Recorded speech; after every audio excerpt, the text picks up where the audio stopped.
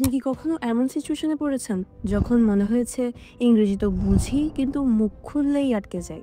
সব শব্দ জানেন এবং সামনের মানুষ ইংরেজিতে কি বলছে তাও বুঝতে পারছেন, কিন্তু বলতে গেলেই মাথা ব্ল্যাঙ্ক হয়ে যায়। বিলিভ মি, এটা শুধু আপনার না, এমন প্রবলেমে হাজারো মানুষ পড়ে। কিন্তু আজকের ভিডিওটি দেখার পর আপনার এই প্রবলেমের সলিউশন খুঁজে পাবেন ইনশাল্লাহ। সালামু আলাইকুম, welcome back to war school. আজকের ভিডিওতে আমি আপনাদের এমন কিছু প্র্যাকটিক্যাল টিপস দেব যেগুলো ফলো করলে আপনার ইংরেজি বলা অনেক বেশি ইজি হয়ে যাবে।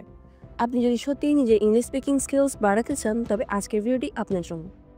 ভিডিওটি শুরু থেকে শেষ পর্যন্ত মনোযোগ সহকারে দেখুন। আই প্রমিস ইউ, এটি আপনার জন্য অনেক বেশি হেল্পফুল হতে যাচ্ছে। So without wasting time, let's get to the video. Number 1, সমস্যাটা আসলে কোথায় এই জিনিসটা বের করুন। অফকোর্স আমরা যখন ইংরেজিতে কোনো প্রোডাক্টিভ মুভি বা সিরিজ দেখি তখন আমরা তার সম্পূর্ণটা দেখি এবং বুঝিও, কিন্তু বলার ক্ষেত্রে এসেই আমরা আটকে যাই, একদম কঠিন মনে হয়। রিয়েল লাইফে একটা এক্সাম্পল দিলে আপনারা বুঝতে পারবেন।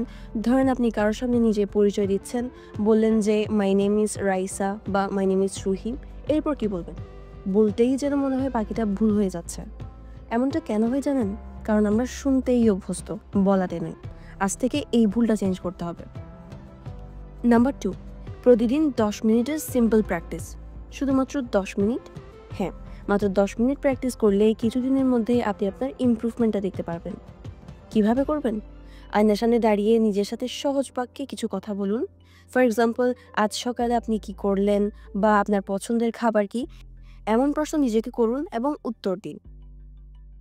এমন ক্ষেত্রে অনেক ভুল হতে পারে, কিন্তু হ্যাঁ, ভুল হলেও থামবেন না, বলে যান।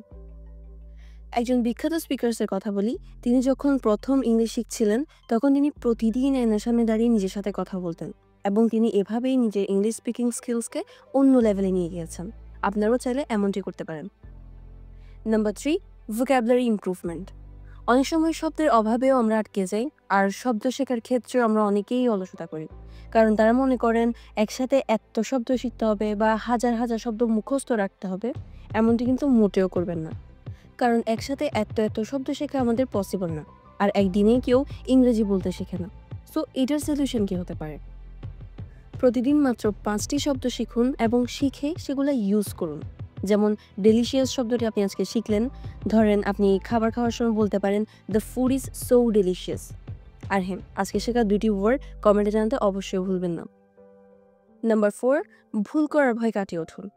ইংলিশ বলার ক্ষেত্রে আমাদের সবচেয়ে বড় বাধা হলো ভুল করতে ভয় পাওয়া। মনে রাখবেন, যারা আজ পারফেক্ট ইংলিশ বলে তারাও একসময় ভুল করত।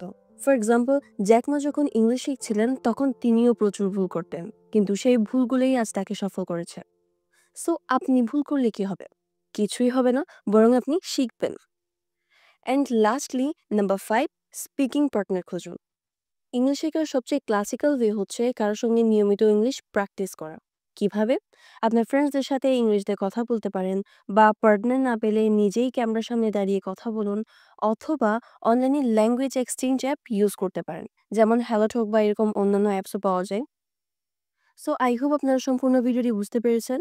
এই ট্রিক্সগুলো যদি আপনি ফলো করেন তবে কিছুদিনের মধ্যেই আপনার ইংলিশ স্পিকিং স্কিলস অনেকটা বেড়ে যাবে ইনশাল্লাহ। That's all for today. Thanks for watching. আসসালামু আলাইকুম।